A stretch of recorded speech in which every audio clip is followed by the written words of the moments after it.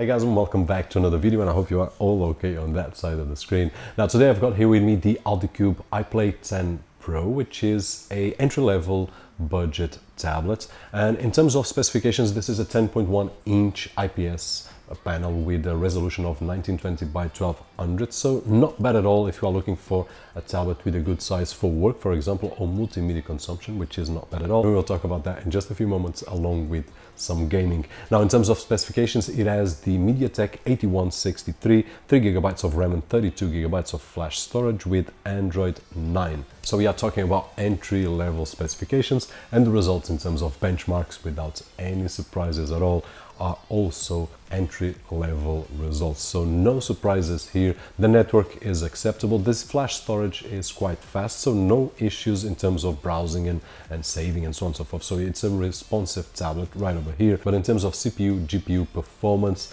there will be no miracles at all. Now, in terms of build quality, I can't complain because it has a back made of thin brushed aluminium layer, which is quite nice to the touch. We will leave a few fingerprints here and there, but not the worst that I've seen. It only has one plastic piece here at the top, which we will need to remove if we want to insert a micro SD card, which can be up to 128 gigs. So overall, the build quality, it's not bad at all. In terms of the screen, it's a 10.1 inch IPS display, nice display. The colors are not bad at all. The only thing that I would mention here are two things. If we use it on a very bright condition like outside, then we will suffer like we will suffer on any device, but cheaper devices suffer more. And it also has something that we have seen on many budget devices like this one, which is the distance between the glass and the display is roughly about 2-3 millimeters, and of course I will not notice it if I look at straightforward, and if I'm consuming multimedia it will not bother me at all. But when I'm testing the tablet, which is what I'm doing right now,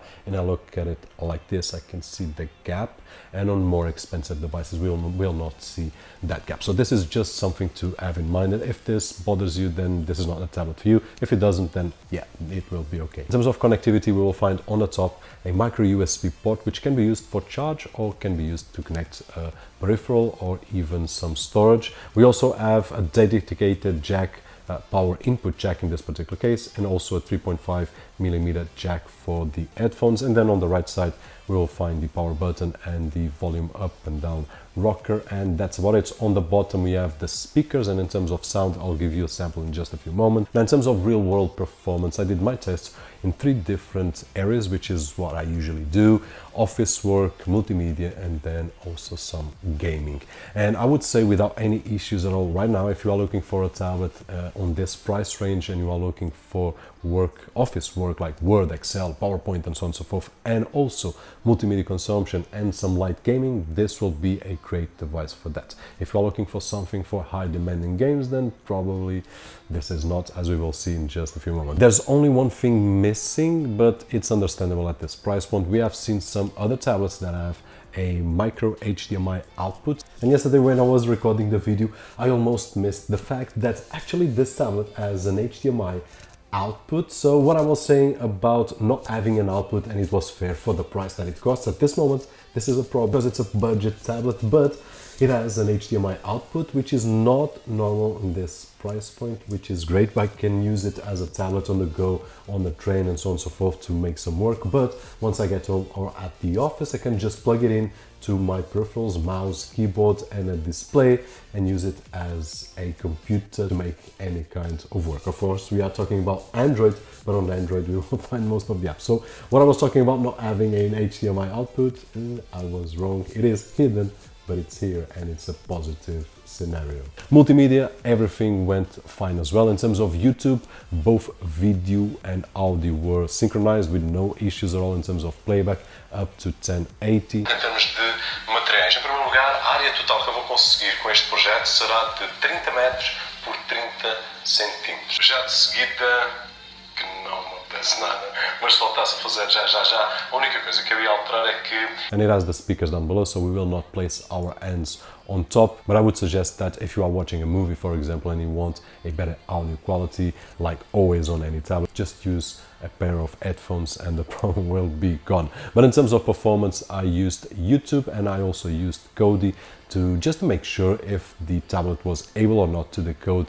video playback without any issues. And then streaming from my network, I was able to stream some movies from my multimedia library, and I say some because I did not test them all, as you can imagine, but no issues. Even fast forwarding and rewinding, the tablet shows that it's capable enough for multimedia, and if it's enough for Kodi to decode this kind of file, it will be enough for everything else that you will find available online. Now lastly, in terms of games, as I was saying, if you're looking for something to play a light game besides Office and the multimedia tasks, then this will be fine because it will just work fine like any other tablet. Nonetheless, if you want something a little bit more complex, like Asphalt Extreme, for example, which is not a very heavy game, but it's a bit heavier, and what I can say is that we will see some dropped frames, and for those of you that love gaming, then this will not be the best experience. I also tested out Lineage 2, which is a much heavier game, and just for those that will ask, hey Robert, what about those heavy games, then this is the answer. You will be able to play, but